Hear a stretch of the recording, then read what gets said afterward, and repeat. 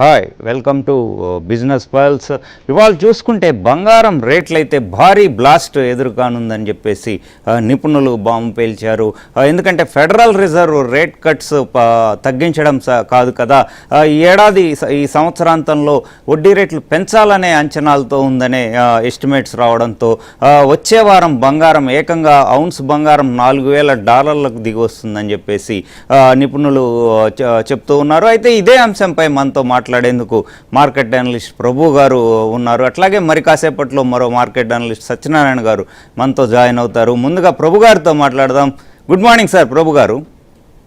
Very good morning అండి. ఈ బంగారం ధరల్లో భారీ బ్లాస్ట్ ఏమైనా రానుందా? ఎందుకంటే ఫెడ్ రేట్ కట్స్ పక్కన పెడితే ఈ ఇయర్ ఎండింగ్లో పెంచే అవకాశం ఉందని చెప్పేసి కూడా నిపుణులు అయితే సజెస్ట్ అంచనా వేస్తున్నారు. సో మీరేమంటారు సార్? ఫెడ్ మీటింగ్ లో హాకీ స్టాన్స్ అంటే మొన్న స్టేటస్ క్యూ చేసిన తర్వాత కామెంట్స్ లో ఫెడ్ లో 16 మెంబర్స్ లో 8 మెంబర్స్ నెక్స్ట్ డిసెంబర్ లోపల రేట్స్ హైక్ చేయాలనేది ఒక ఇది చేశారు. సో దాని అనుగుణంగా ఇంకొక స్టెప్ అంటే 25 బేసిస్ 50 బేసిస్ పాయింట్స్ పెరిగే ఛాన్స్ ఉంది. అంటే ఇది పెరిగితే అప్పుడు గోల్డ్ కొంచెం తగ్గే ఛాన్స్ ఉంటుంది. ఈ మధ్య కాలంలో మన ప్రైమ్ మినిస్టర్ గారు కూడా గోల్డ్ 1 ఇయర్ దాకా ఆగండి, కొంచెం డాలర్ రిజర్వ్స్ తగ్గుతున్నాయి, మన గోల్డ్ కొనాలంటే డాలర్స్ పెట్టాలి కాబట్టి, సో మనం అది కొంచెం ఫారెక్స్ రిజర్వ్స్ తగ్గుతున్నాయి కాబట్టి కొంచెం మన గోల్డ్ తగ్గించుకుందాం అని చెప్పినప్పుడు అందరూ విన్నారు, డెఫినెట్ గా తగ్గింది. ప్లస్ ఇంపోర్ట్ ట్యాక్స్ కూడా 6% ఉన్నప్పుడు 15% చేసాం, ఇంపోర్ట్ ట్యాక్స్ కూడా పెంచాం. ఇవన్నీ అనుకూలంగా ఏం చేస్తున్నాయి, షార్ట్ టర్మ్ లో లాస్ట్ ఇయర్ ఇచ్చిన 70% ఈ సంవత్సరం కూడా అంత ఎక్స్పెక్ట్ చేయలేం కాబట్టి వరల్డ్ గోల్డ్ కౌన్సిల్ ఏం చెప్తుంది, 15 to 20%, 10 to 15% మాక్సిమం అంతే రావచ్చు. లేకపోతే యావరేజ్ గా 10 years వేసుకోవచ్చు, నెక్స్ట్ 5 years అట్లా వేసుకున్నా కానీ పెద్ద మూవ్మెంట్స్, ఎక్కువ మూవ్మెంట్స్ ఉండవు. మేబీ ఇంత పెరిగింది కాబట్టి కొంచెం కన్సల్టేషన్ తీసుకొని, ఇప్పుడు కన్సల్టేషన్ మోడ్ లోనే ఉంది అనుకోవచ్చు. ఏదన్నా 165 దాకా వచ్చి మళ్ళీ 150 బిలో వచ్చేసింది. సో 140 to 150 రేంజ్ అంటే 141, 142 వరకు రావచ్చా అంటే ఇంటర్నేషనల్ గోల్డ్ తీసుకుంటే 4,000 వరకు రావచ్చు అనేది ఎక్స్పెక్ట్ చేస్తారు. 4,000 కనుక కట్ అయితే $3,700. అంటే షార్ట్ టర్మ్ లో కొంచెం తగ్గే ఛాన్సులు ఉన్నాయి. సో ఎవరైనా సరే కొనుక్కోవాలనుకున్నప్పుడు కొంచెం టైం ఉంటే కొంచెం చూసి స్టాగర్డ్ బ్యాండ్ లో కొనుక్కోవడం బెస్ట్. లేదా మీరు ఇది గోల్డ్ ఈటెఫ్ కానీ సిల్వర్ ఈటెఫ్ ఇలాంటి వాటిలో పెట్టుకోవడం బెస్ట్. అంటే మిడిల్లీ చెప్పండి. $3,700 అంటే రూపీ టర్మ్స్ లో ఎంత వరకు రావచ్చు అంటారు? అంటే మీకు ఎందుకంటే ఇప్పుడు చూడండి, మీకు మళ్ళీ 165 వచ్చే ఛాన్సులు ఉన్నాయి. ఇప్పుడు 165 అంటే మీకు ఇంటర్నేషనల్ ఇప్పుడు ఏమవుతుంది, ఫారెక్స్ రిజర్వ్స్ లో గోల్డ్ రిజర్వ్స్ 60-70% ఉంటాయి. సారీ, మన డాలర్ రిజర్వ్స్ 60-70% ఉంటాయి ఏ కంట్రీకైనా, ఎందుకంటే డాలర్ డామినేషన్ కాబట్టి. సో ఇప్పుడు ఏమవుతుంది, డాలర్ డీడాలరైజేషన్ అవుతుంది కాబట్టి చిన్నగా గోల్డ్ కన్వర్ట్ చేసుకొని మన డాలర్స్ అన్ని కూడా గోల్డ్ కన్వర్ట్ చేస్తారు. సో అది దాదాపుగా $16.7 trillion ఉంటాయి. దాంట్లో మీకు 60%, 70% ఆ రేంజ్ లో యావరేజ్ గా తీసుకున్నా మీకు 12.7 trillions ఉంటాయి. దాంట్లో మీకు 10% కన్వర్ట్ అయింది 1.2. అందుకని లాంగ్ టర్మ్ ఎందుకు పాజిటివ్ అనేది చెప్పడానికి బేస్ ఏంటంటే ఇదే. ఇంకొక 10% కనుక డాలర్ రిజర్వ్స్ నుంచి గోల్డ్ రిజర్వ్స్ మారిస్తే 2 లక్షలకు గోల్డ్ వెళ్ళదా అంటే వెళ్ళదు అని చెప్పలేము. 100% కొంచెం ఛాన్సెస్ ఆర్ దేర్ అనొచ్చు. కన్వర్షన్ చేస్తే ఇప్పుడు వాళ్ళు ఏం చేస్తారు, సెంట్రల్ బ్యాంక్స్ అన్ని కొంటున్నాయి, పడ్డప్పుడల్లా ఆ ఛాన్స్ ఉపయోగించుకుంటున్నాయి. చైనా అయితే విపరీతంగా పడినప్పుడల్లా చిన్న ఎక్కువ చేస్తున్నాయి. సో 165 నుంచి పడినప్పుడు ఇవాళ మళ్ళీ ప్లస్ లో ఉన్నాయి, మన మైనస్ లో ఉన్నాయి, వాళ్ళు కొంచెం -2,000 ఆ రేంజ్ లో ఉన్నాయి. సో అంటే మధ్యలో ఏదన్నా వచ్చినప్పుడు కొంచెం చిన్నగా ఎక్కువ చేస్తున్నాయి సెంట్రల్ బ్యాంక్స్, అది ఎక్కడ ఆపలా. సో లాంగ్ టర్మ్ కి ఆ డిమాండ్ ఉంది, సో కన్వర్షన్ డిమాండ్ ఉంది. సో షార్ట్ టర్మ్ లో బాగా పెరిగింది, ప్లస్ ఇంపోర్ట్ ట్యాక్స్, ప్లస్ మన ప్రైమ్ మినిస్టర్ గారు చెప్పినందువల్ల ఏదైనా కొంచెం ఆగమన్నారు కాబట్టి కొంచెం బయింగ్ కొంచెం ఆగిందా అంటే కొంచెం ఆగింది అనుకోవచ్చు. దాని అనుగుణంగా షార్ట్ టర్మ్ లో కొంచెం డౌన్ సైడ్ ఉంది. ఇంకా కొంచెం ఉంటే మీకు 4,000, 5,000 కొంచెం తగ్గే ఛాన్స్ ఉన్నాయి. 140 కట్ అయ్యే ఛాన్స్ కనపడట్లేదు. 141 ఆ రేంజ్ వరకు రావచ్చు అనేది. డాలర్ స్ట్రాంగ్ అవడం కూడా కొంత ఇది అవుతుంది అంటారా? ప్రభు గారు. అవును, డాలర్ స్ట్రాంగ్ అయినప్పుడు ఏమవుతుంది, ఫండ్స్ అన్ని కూడా గోల్డ్ కి వెళ్లకుండా ఈక్విటీకి వచ్చే ఛాన్స్ ఉంటది కదా, ఇటు ఇంట్రెస్ట్ రేట్లు కానీ వాటి మీద పెట్టే ఛాన్స్ ఉంటది. ఎప్పుడైతే అది వీక్ అవుతుందో అప్పుడు అప్పుడు డైవర్షన్ మొదలవుతుంది. డాలర్ స్ట్రాంగ్ అవుతుందంటే అప్పుడు గోల్డ్ తగ్గే ఛాన్సే ఉంటాయి. ఇంట్రెస్ట్ రేట్లు పెరిగితే ఇన్వర్స్, కానీ డాలర్ స్ట్రాంగ్ అయితే అప్పుడు కొంచెం ఇదే ఛాన్స్ ఉంటాయి. మెయిన్ అది ఆ స్ట్రెంగ్ అయ్యే కొద్ది అది వీకెన్ అవుతుంది అనుకోండి. ఇప్పుడు ఐఎన్ఆర్ కూడా మన ఆర్బీఐ ఆపరేషన్స్ మొదలు పెట్టింది, కొంచెం చిన్నగా ఇది వస్తుంది. అట్లా dollar INR, dollar other countries లో కంటే ఎక్కువ డామినేషన్ ఇంకా ఉంది. ఇప్పుడు ఏదో డిడాలరైజేషన్ అవుతుంది అనుకుంటున్నాం, కానీ ప్రస్తుతానికి 100% ఇంకా వరల్డ్ మొత్తం కూడా ట్రేడ్ కన్వర్షన్ లో ఇంకా మనం డాలర్ లోనే కడుతున్నాం. ఏ కంట్రీ అయినా ఇంకా కడుతూనే ఉంది.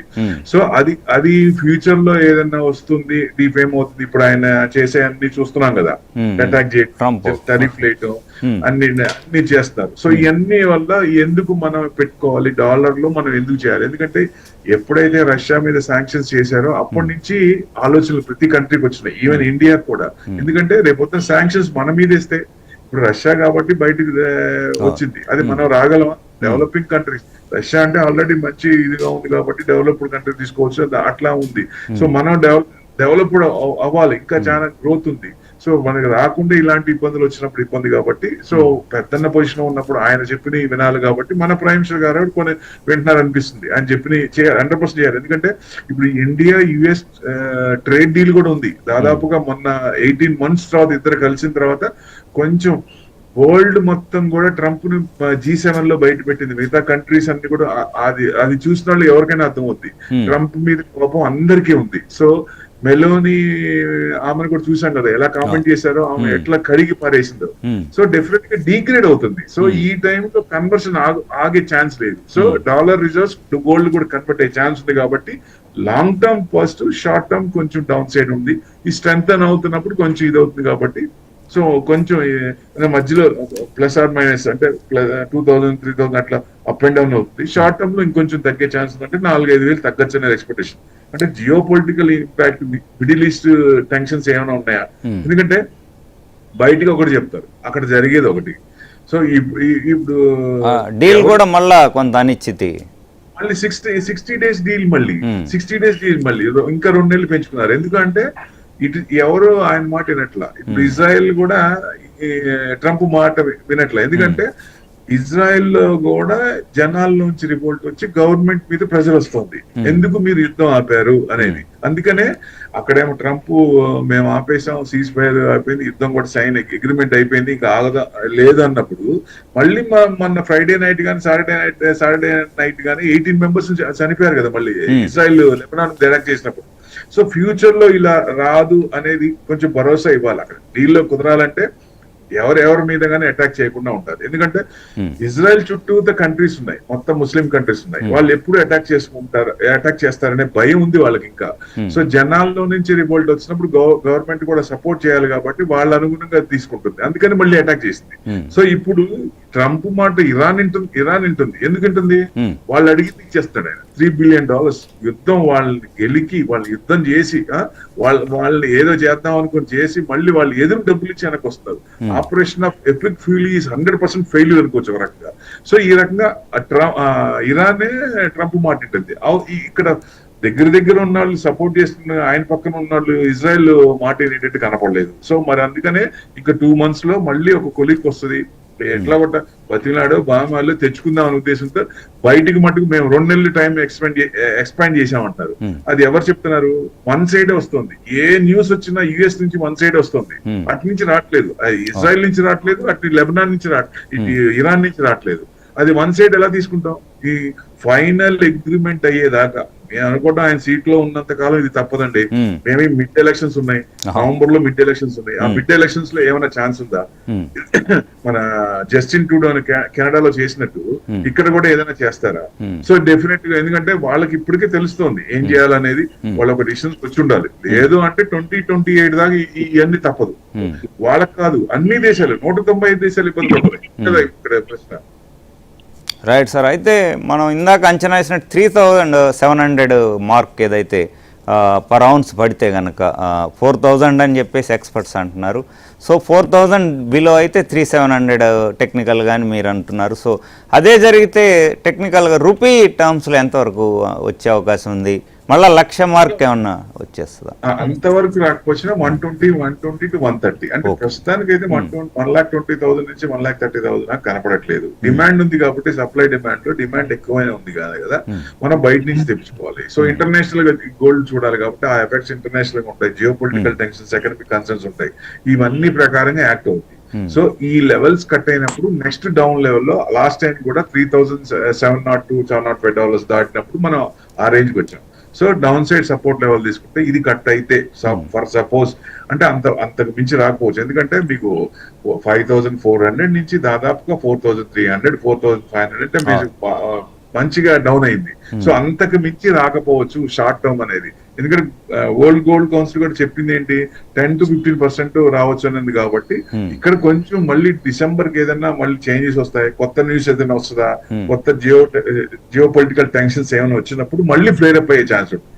లేదు ఇవన్నీ అసెట్ క్లాస్ లో ఈక్విటీ పెరుగుతున్నప్పుడు అది కొంచెం తగ్గే ఛాన్స్ ఉంటుంది. ఎప్పుడైతే జనాలు మళ్ళీ గోల్డ్ సీజన్ మళ్ళీ పెళ్లి సీజన్ వస్తుంది, పెళ్లి సీజన్ నడుస్తుంది కదా ఇప్పుడు, మళ్ళీ పెళ్లి నెక్స్ట్ సీజన్ కూడా డిమాండ్ పెరుగుతుంది. అంటే ఈ డొమెస్టిక్ ఎంత పెరిగినా కాదు కానీ ఈ సెంట్రల్ బ్యాంక్స్ అనేది విపరీతంగా ఎక్కువ చేస్తాయి కాబట్టి ఆ డిమాండ్ ఎక్కడ తగ్గలేదు. సో అందుకనే లాంగ్ టర్మ్ పాజిటివ్ గా పెట్టుకున్నాం. Right sir. ఇప్పుడు కేంద్ర బ్యాంకులు అమ్మితే పరిస్థితి ఎలా ఉంటుంది? రష్యా కొంత అమ్మొచ్చు అనే సంకేతాలు ఉన్నాయి. అట్లాగే వేరే బ్యాంక్స్, టర్కీ కావచ్చు, ఇతర దేశాల కేంద్ర బ్యాంకులు ఇప్పుడు మన లిక్విడిటీ క్రంచ్ కూడా కొంత ఉంది కాబట్టి వాళ్ళు ఏమన్నా గోల్డ్ రిలీజ్ చేస్తే పరిస్థితి ఎట్లా ఉండొచ్చు అంటారు? అంటే ఇప్పుడు టర్కీ ఏంటి, ఆయిల్ అమ్మాలి. ఇప్పుడు వాళ్ళ మీద కొంచెం ఇది ఉంది కాబట్టి ఇబ్బందులు ఉన్నాయి, జియో పొలిటికల్ టెన్షన్స్ కాబట్టి ఆయిల్ అనేది కొంచెం తీసుకోవట్లేదు. మన ఇరాన్ నుంచి కూడా అన్ని ఆగిపోయినాయి కదా, స్ట్రైట్ ఆఫ్ హార్మోన్స్ దగ్గర ఆగిపోయినాయి కాబట్టి ఆయిల్ కొంచెం ఇది కాబట్టి ఏ కంట్రీ అయినా ఎందుకు ఎక్స్పోర్ట్ చేస్తున్నాయి, ఇమీడియట్ ఆపత్కాలంలో గోల్డ్ అనేది ఇమీడియట్ క్యాష్ కావాలి. ఇప్పుడు అందరికీ ఒకేసారి ప్రాబ్లం రాదు కదా, అన్ని కంట్రీస్ కి ఒకేసారి రాదు. ఇలాంటి సిచ్యువేషన్స్ ఉంటే ఇప్పుడు స్ట్రైట్ ఆఫ్ హార్మోన్స్ ఓపెన్ చేస్తే ఏషియన్ కంట్రీస్ కానీ కొన్ని కంట్రీస్ ఇబ్బంది పడుతున్నాయి ఆయిల్ కోసం. అట్లా ఇప్పుడు బాగా ఇబ్బంది పడ్డాక ఇప్పుడు ఓపెన్ అయ్యే ఛాన్స్ ఉంటుంది. మిగతా ఏ కెలామిటీస్ కానీ ఇట్లాంటివి ఏదైనా అందరికి ఒకటేసారి రావు కాబట్టి సో డెఫినెట్ గా అది కొంచెం మనం తీసుకుంటే రష్యా ఎందుకు అమ్మింది, యుక్రెయిన్ రష్యా వార్ ని మెయింటైన్ చేయాలి. సో దాని అనుగుణంగా కొంచెం గోల్డ్ అమ్మింది అనుకోవచ్చు ఒక రకంగా. టర్కీ ఏమో ఆయిల్ అవ్వట్లేదు కాబట్టి సేల్ తగ్గింది కాబట్టి వాళ్ళకి డబ్బులు రొటేషన్ కావాలి కాబట్టి గోల్డ్ అమ్మారు. అట్లా ఏ కంట్రీ అయినా ఇబ్బందులు వచ్చినప్పుడు ఆల్టర్నేట్ గా దాన్ని చూసుకుంటారు. పివి నరసింహారావు గారు 91 లో ఏం చేశారో ఆ 91 ఇష్యూస్ అన్ని అప్పుడు ఆయన చేసిన పాలసీలు కానీ అవన్నీ రెఫరా ప్రార్థన అనుకోవచ్చు. ఏ కంట్రీ అయినా అదే ఫాలో అవుతున్నాయి ఇప్పుడు. అది గమనించాలి ఎవరైనా సరే. సో 100% ఆ టైంలో మనం 91 లో ఆయన చేసిన దాన్ని బట్టే మనం బయటపడ్డాం. ఇప్పటికి ఎంత స్ట్రాంగ్ ఉన్నామంటే నిజంగా హ్యాట్స్ ఆఫ్ టు హిమ్ అనుకోవచ్చు ఒక రకంగా. సో అదే ఇప్పుడు అన్ని కంట్రీస్ కూడా అవలంబిస్తున్నాయి. డాలర్ ప్రెషర్ అన్ని కంట్రీస్ మీద ఉంది కాబట్టి $D అవుతుందన్న భయం వాళ్ళకున్నా బయటకి ఇంకా డామినేషన్ ఉంది కాబట్టి సో డెఫినెట్ గా కొంతకాలం ఇంకా ఉంటుంది. కొంచెం షార్ట్ టర్మ్ లో కొంచెం 4,000 వరకు రావచ్చా అంటే కొంచెం డౌన్ సైడ్. ఎందుకంటే ఎప్పుడైనా సరే విపరీతంగా అసెట్ క్లాస్ లో ఒక అసెట్ క్లాస్ బాగా పెరిగినప్పుడు నెక్స్ట్ ఇయర్ కూడా అంత పెరిగే ఛాన్స్ ఉండవు.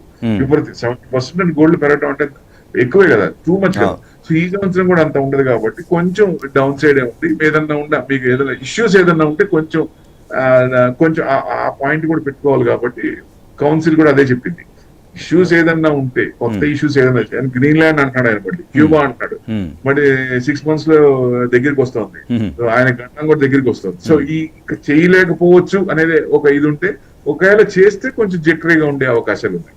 Right sir. ఇప్పుడు ఈక్విటీ మార్కెట్స్ కొంత కన్సాలిడేట్ అవుతున్నాయి, మెల్లిగా అప్ ట్రెండ్ అనేది కొంచెం సిగ్నల్స్ వస్తున్నాయి.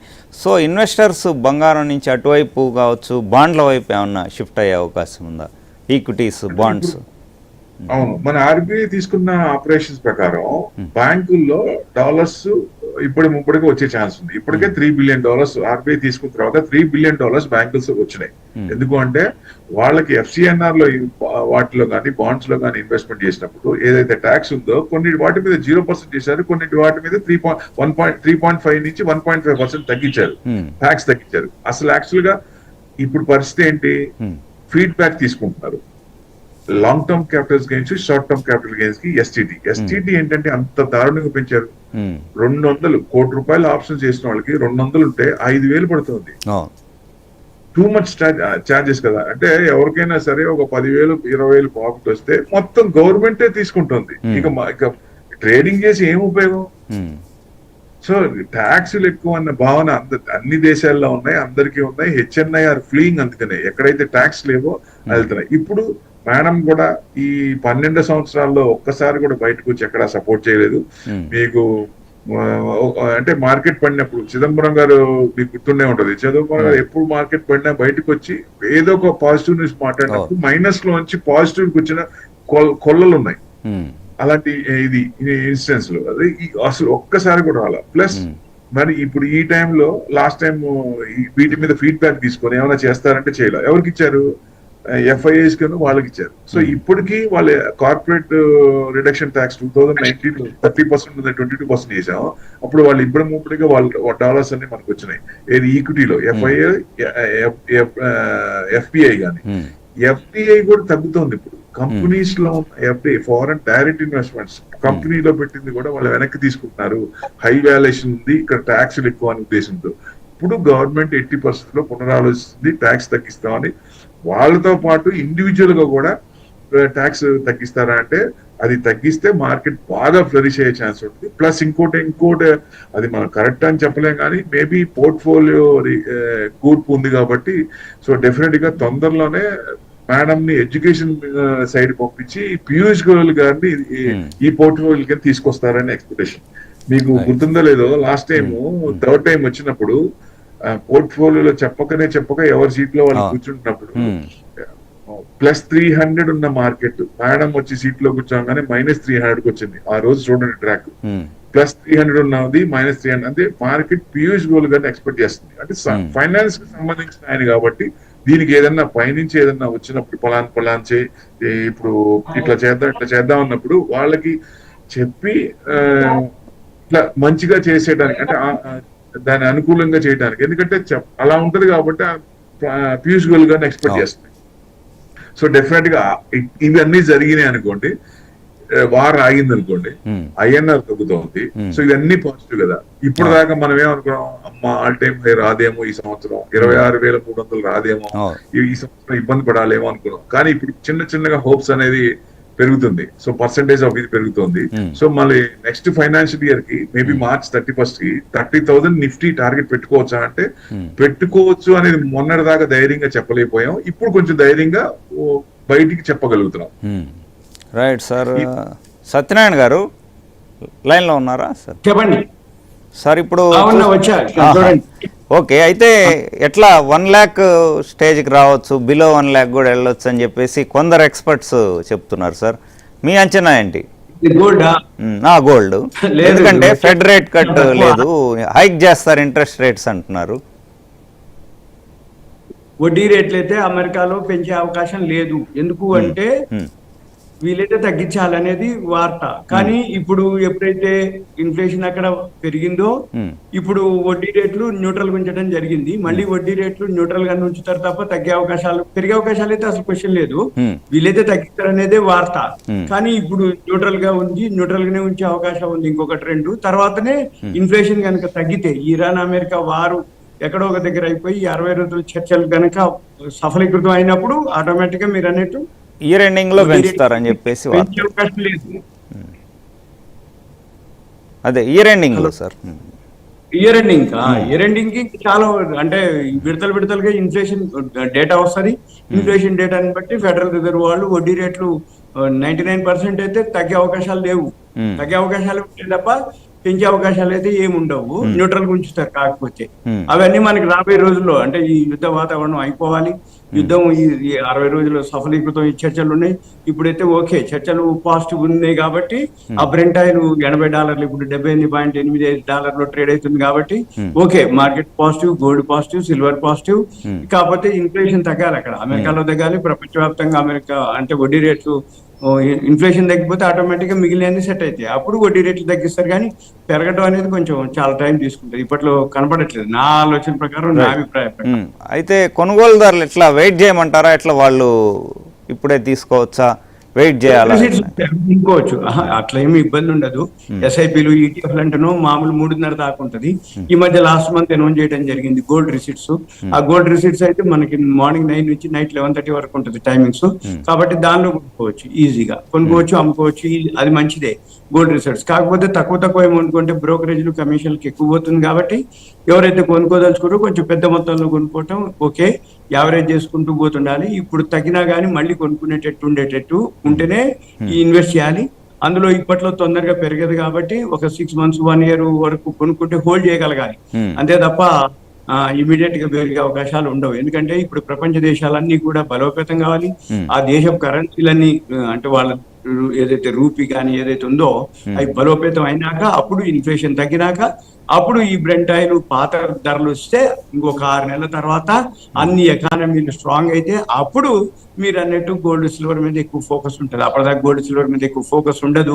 ఎంతసేపటికి ఏంటిది అంటే మార్కెట్ దీని మీదనే ఉంది. ఇప్పుడు బ్రెంట్ ఆయిల్ మీద, బ్రెంట్ ఆయిల్ ఆల్రెడీ ఇప్పుడు చర్చలు జరుగుతున్నాయి కాబట్టి బిలో $80 వచ్చింది. యుద్ధం జరగక ముందు, యుద్ధం అప్పుడు $65 ఉన్నటువంటిది ఇప్పుడు 78.8 అంటే $79 ట్రేడ్ అవుతుంది. కాబట్టి కొంచెం అది తగ్గితే తప్ప మనం దేని గురించి ఆలోచించకూడదు. ఏది గోల్డ్ సిల్వర్ ఇప్పట్లో పెరుగుతుంది అనేది. కాకపోతే ఎస్ఐపి చేసేవాళ్ళు, ఈటీఎఫ్ చేసేవాళ్ళు చిన్న అమౌంట్ ఎవరి దగ్గర వాళ్ళు. అయితే గోల్డ్ రిసిప్ట్స్ అందరి దగ్గర లేవు, కొన్ని బ్రోకింగ్ ఫర్ముల దగ్గరే ఉన్నాయన్నమాట. అయితే ఎవరైతే ఈ వీడియో వింటున్నారో వాళ్ళు ట్రేడింగ్ ఎవరైతే చేస్తారో వాళ్ళు కనుక్కోవాలి ఏది వాళ్ళ బ్రోకింగ్ ఫర్మ్ గోల్డ్ రిసిప్ట్స్ లేదు. గోల్డ్ రిసిప్ట్స్ ఉన్నది అంటే ప్రాబ్లం లేదు, ట్రేడింగ్ చేసుకోవచ్చు. దాని గురించి వాళ్ళు ఎక్స్ప్లెయిన్ చేయమంటే చేస్తారు. చేసినాక 15,000 16,000 అట్లా కొనుక్కోవచ్చు అనమాట. అంటే ఒక గ్రామ్, తులం ఇట్లా మనం చూసి చేసుకోవచ్చు. ఇట్లా అంటే 1 గ్రాము 10 గ్రాములు అట్లా మనం ఇన్వెస్ట్ చేస్తే ఓకే, పెద్ద ఇబ్బంది లేదు.